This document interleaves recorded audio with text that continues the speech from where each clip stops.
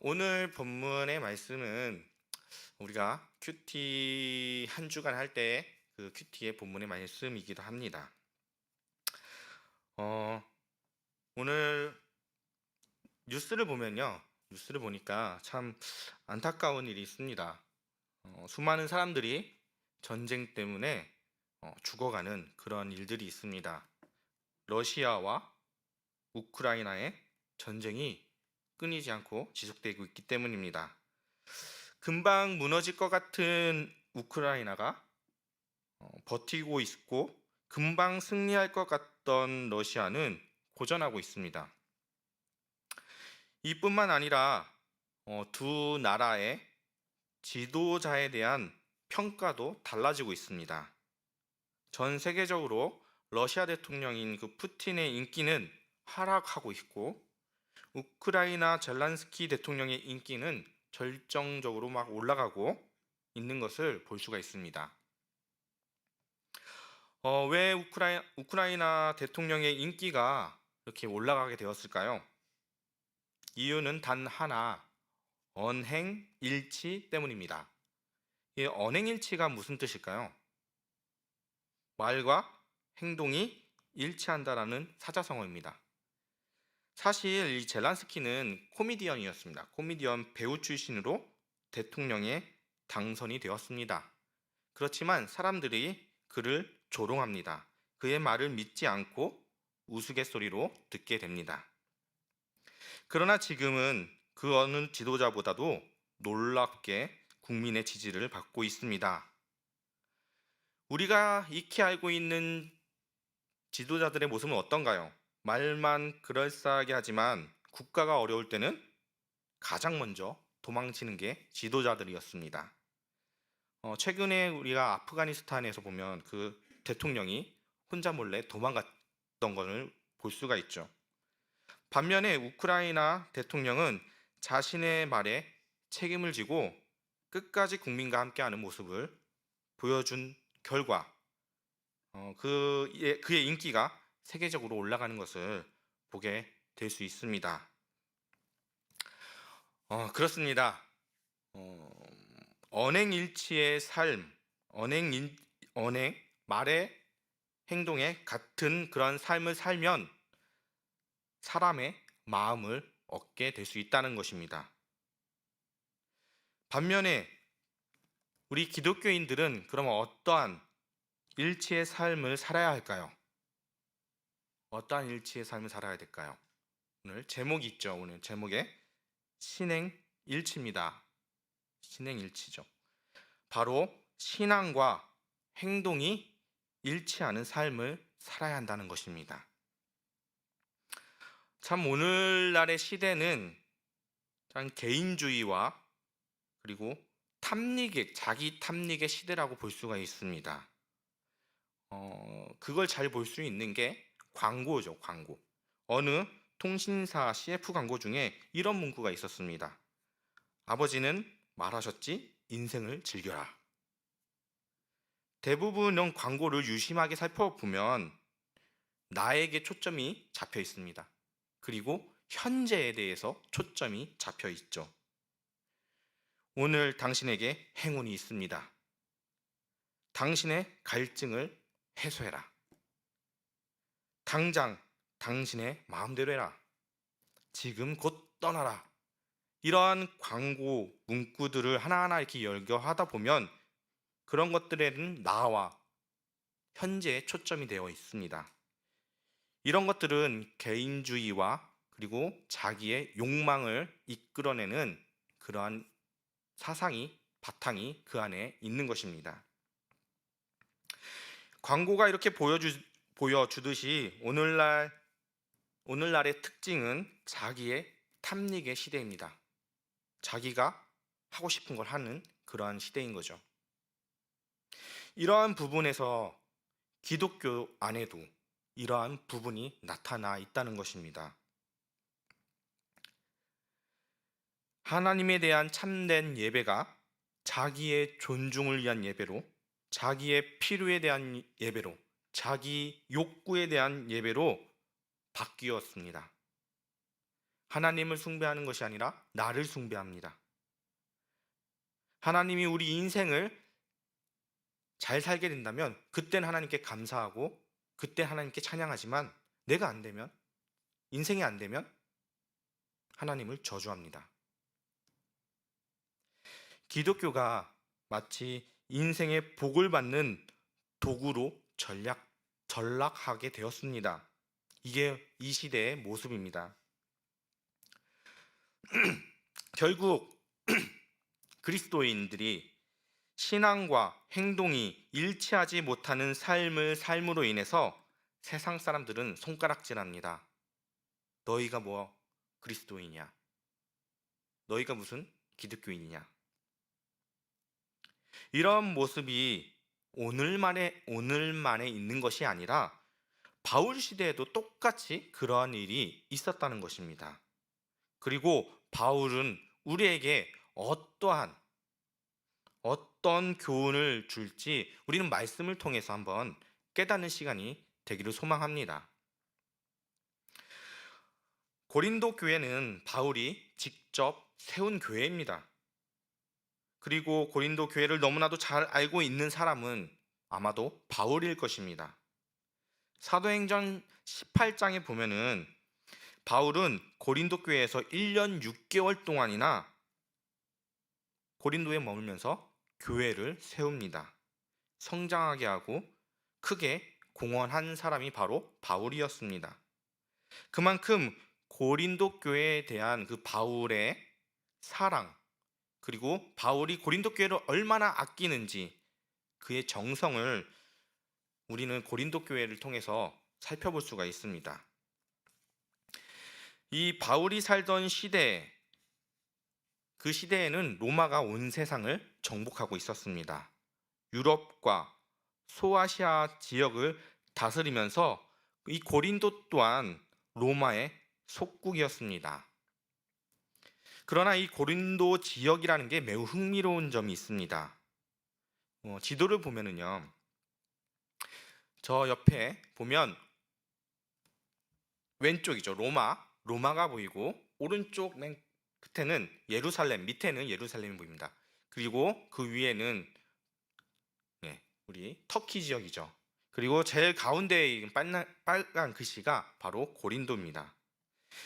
이 로마에서 동양 쪽으로 가는 중심, 통로 역할을 하는 곳이 바로 이 고린도 지역입니다. 그래서 이 고린도는요, 상업과 무역이 중심을 이루고 있습니다. 상업과 무역이 이 고린도 지역의 경제를 활성화가 되니까 그 안에 문화가 중심지 역할을 했다는 것입니다. 바울은 로마로 복음을 전파하길 원했고 그 중간에 복음을 전파하기에 아주 적당한 곳이 바로 고린도 지역이라는 것입니다. 사랑과 정성으로 세운 이 고린도 교회가 잘 성장하리라 생각한 바울의 그 바램과는 달리 고린도 교회는 문제가 너무나도 많았습니다. 어떠한 문제가 있었을까요? 이 공동체 안에서 팔을 갈랐습니다. 그리고 싸우고 서로 분열시키는 문제를 일으켰습니다. 또한 고린도 교회 안에 부한 자와 가난한 자의 차별적인 문제도 있었습니다. 또한 성적 부도덕함과 성도 간의 소송 문제, 그리고 결혼 문제, 우상에 바친 음식의 문제, 영적 은사의 문제, 부활의 문제 등 이것 말고도 수많은 문제가 고린도 교회 안에 있었습니다. 이러한 문제로 바울의 마음이 어땠을까요? 아마도 바울의 마음은 너무나도 가슴 아파했을 것입니다.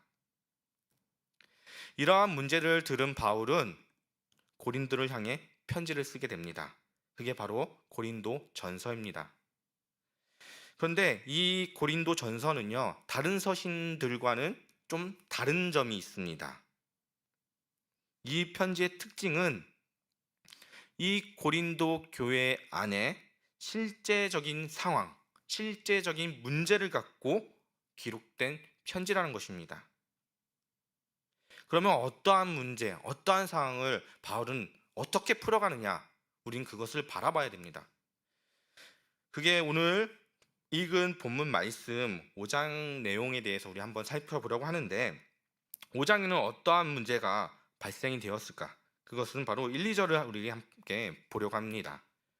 1, 2절에 보면요, 고린도전서 5장 1절과 2절을 보니까 너희 중에 심지어 음행이 있다 함을 들으니 그런 음행은 이방인 중에서도 없는 것이라. 누가 그 아버지의 아내를 취하였다 하는도다. 그리하고도 너희가 오히려 교만하여져서 어찌하여 통한이 여기지 아니하고 그 일 행한 자를 너희 중에서 쫓아내지 아니하였느냐. 자, 고린도 교회 안에 교인이 개인의 그런 성적 부도덕성에 문제가 있었습니다. 바울은 여기서 아버지의 아내를 취한 자라고 적고 있습니다.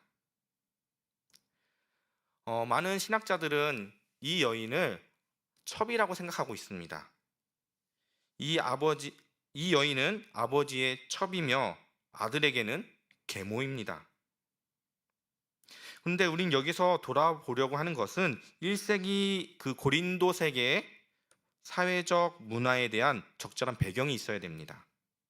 아버지는 돌아가셨고 아들은 과부가 된 그 계모를 자신의 아내로 삼는 그런 일을 우리는 볼 수가 있습니다. 그러나 이것은 분명한 죄였습니다.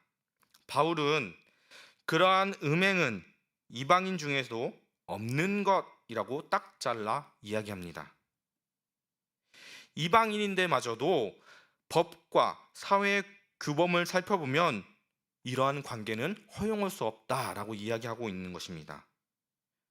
그러면 이 대체 어떠한 이 사람이길래 이딴 짓을 할까요?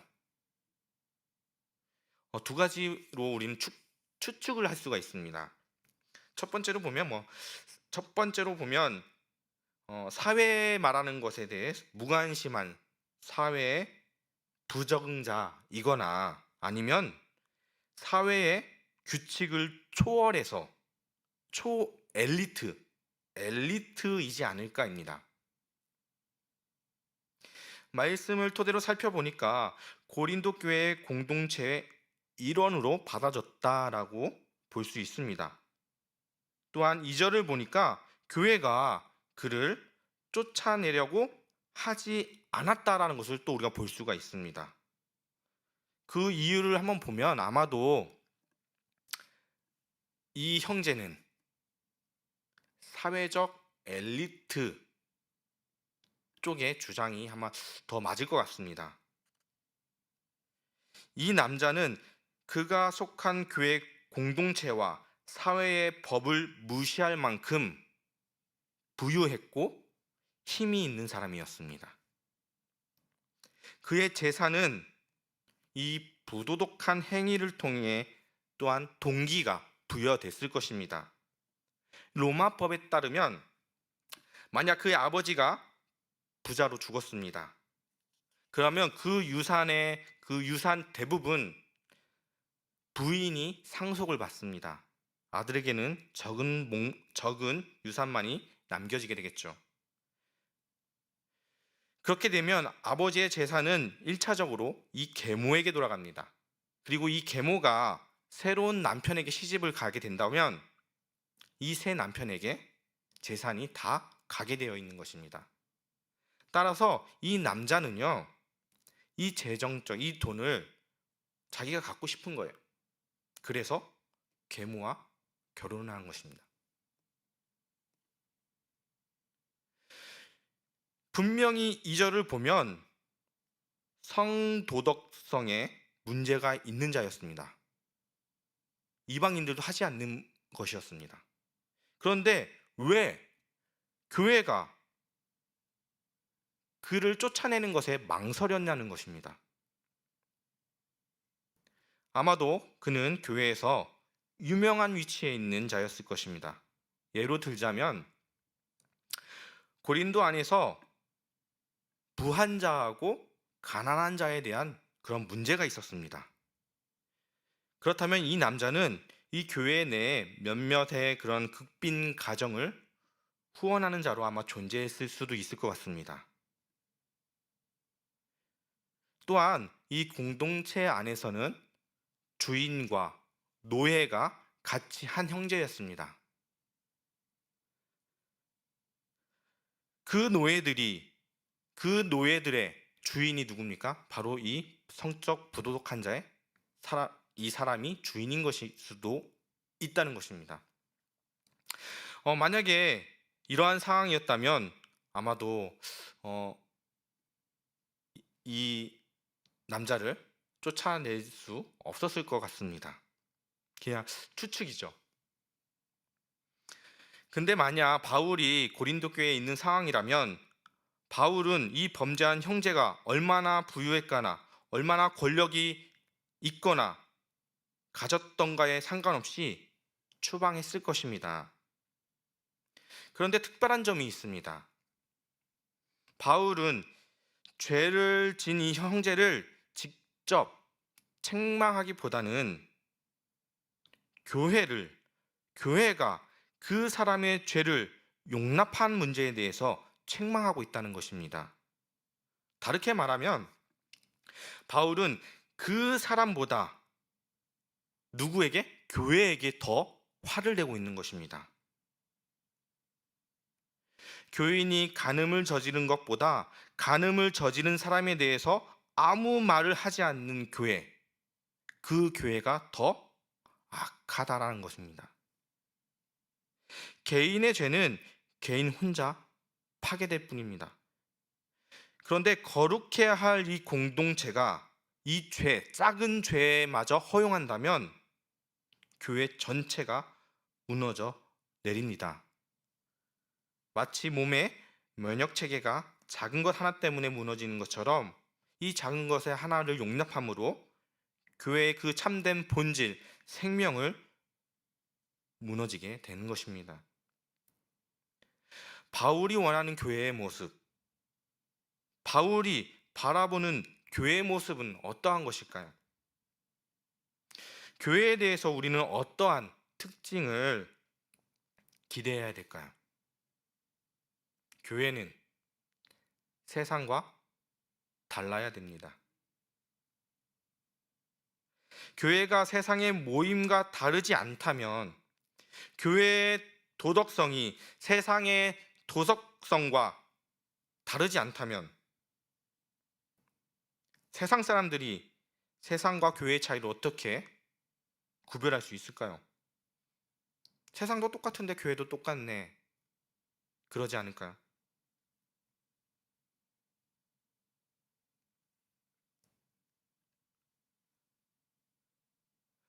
성도가 죄를 짓는 것, 그럴 수 있습니다. 인간은 죄인이기 때문에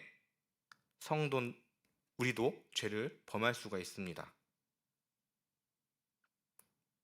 다만 어떤 것이 문제냐면 거룩해야 될 우리 이 공동체가, 교회가 죄를 너무 쉽게 생각하고 너무 쉽게 피상적으로 넘어가려고 하는 것이 문제라는 것입니다. 교회는 거룩해야 합니다. 거룩하다는 것은 분리하는 것입니다. 바울이 말하는 분리, 그 분리는요, 고린도전서 5장 9절과 11절을 한번 우리 읽어보겠습니다. 바울이 말하는 분리가 어떤 것일까요? 내가 너희에게 쓴 편지에 음행하는 자들을 사귀지 말라 하였거니와, 11절, 이제 내가 너희에게 쓴 것은 만일 어떤 형제라 일컫는 자가 음행하거나 탐욕을 부리거나 우상 숭배를 하거나 모욕하거나 술 취하거나 속여 빼앗거든 사귀지도 말고 그런 자와 함께 먹지도 말라 함이라. 바울이 말하는 분리가 뭐냐면, 그런 음행하는 자들, 우상 숭배하는 자들, 술 취하는 자들과 함께 하지 말라라는 겁니다. 근데 우리는 오해할 수가 있어요. 이러한 세상 사람들과 사귀면 안 된다고 말하는 것이 아닙니다. 우리는 세상 속으로 보냄을 받고 세상 속에서 살도록 부름받은 사람들이 바로 성도입니다. 그러면 바울이 말하는 이 사귀지 말라는 자들이 누구냐? 바로 11절에 보면은요. 11절에 보니까 형제라 일컫는 자, 이것은요 그리스도의 이름을 부르면서 세상과 구별 없이 사는 성도를 말하고 있는 것입니다. 그러한 성도들과 함께 하지 말라라는 거예요. 무서운 말씀이죠.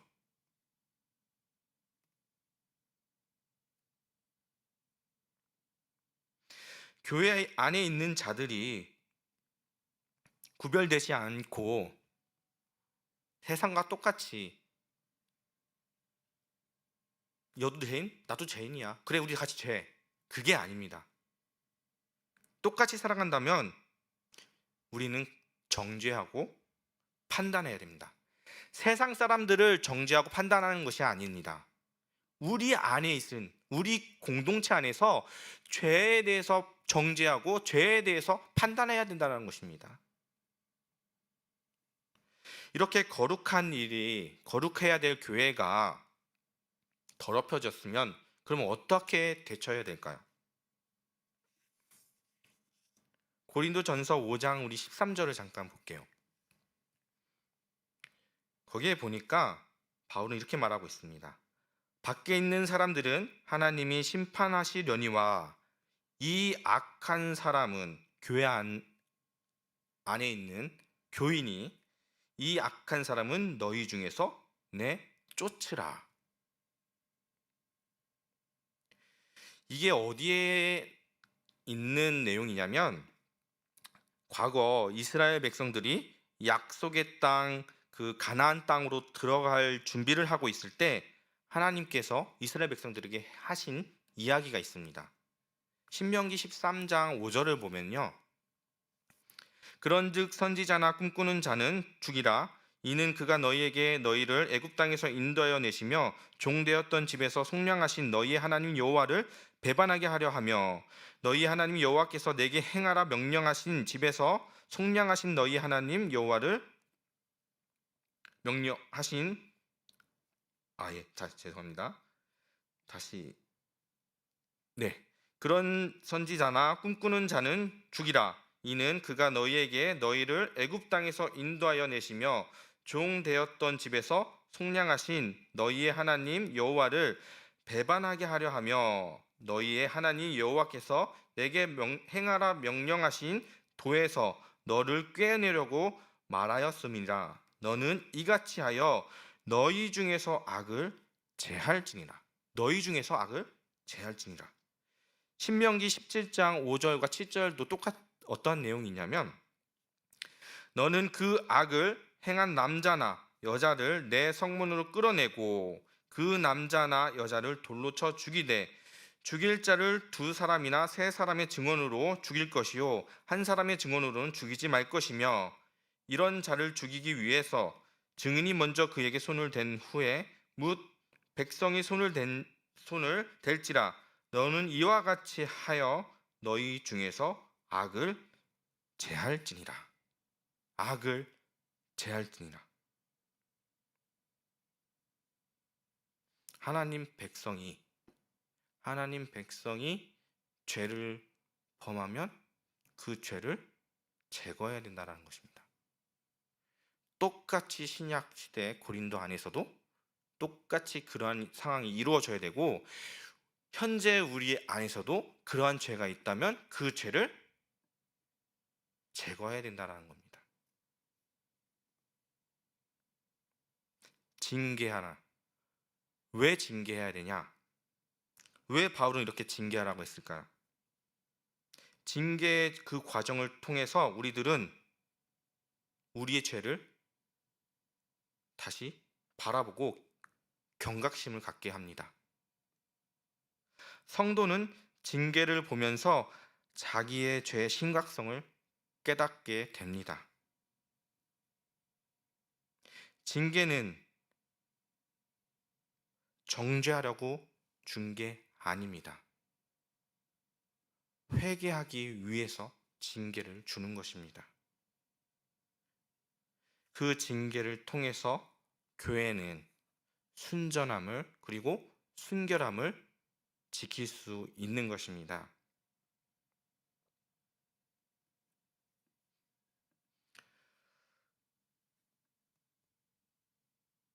오늘날 세상의 죄에 대해서 심판은 하나님이 하십니다.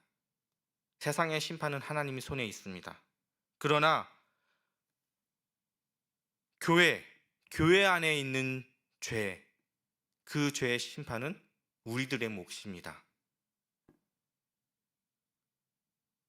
세상의 죄 판단하기보다 우리는 먼저 우리 안에 있는 죄를 먼저 돌아보고 그 죄를 제거해야 됩니다.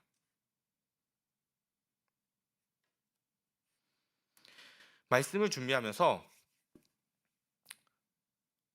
한 가지 하나님이 저에게 주신 게 뭘까? 거룩함이라는 것은 더하는 것이 아니라 빼기라는 것입니다. 거룩함은 빼기입니다. 빼기. 교회를 이렇게 오다 보면 정원이 아름다운 집을 보게 됩니다. 그런데 시간이 흘러서 어느 날 그 집 정원을 보게 되면 정말 잡초가 무성한 상태로 정리되지 않는 정원을 보게 됩니다. 무엇이 꽃이고 무엇이 잡초인지 분간하기 힘든 그런 정원을 보게 됩니다.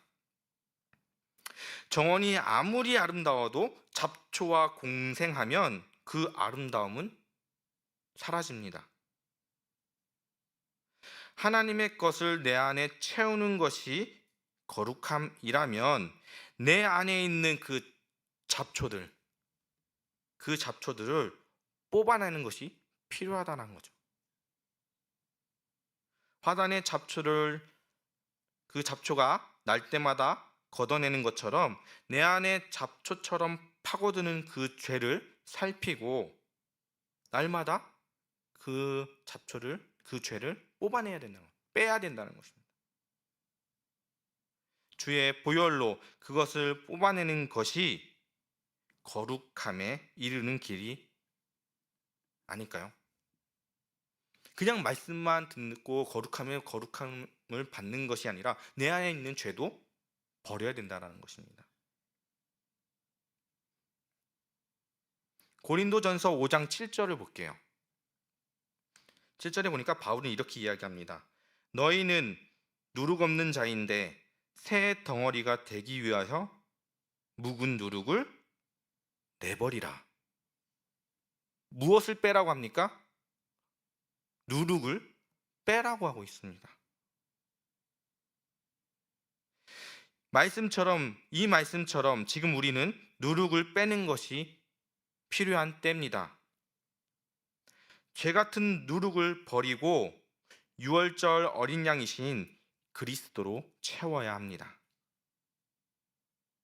복음의 열매를 맺으려면 죄의 잡초를 완전히 제거해야 합니다. 어쩌면 지금 이 기독교를 향한 그런 사람들의 손가락질이 그 교회의 거룩함을 원하는 그 하나님의 경고가 아닐까요?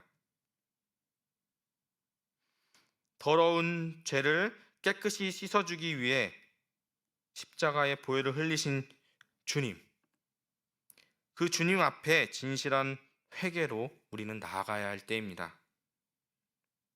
교회 안에서 세상과 철저히 구별되고 복음의 빛을 밝히는 우리 세상의 빛 성도님과 그리고 교회가 되기를 소망합니다. 우리 찬양 함께 이 시간에 찬양 함께 하길 소망합니다.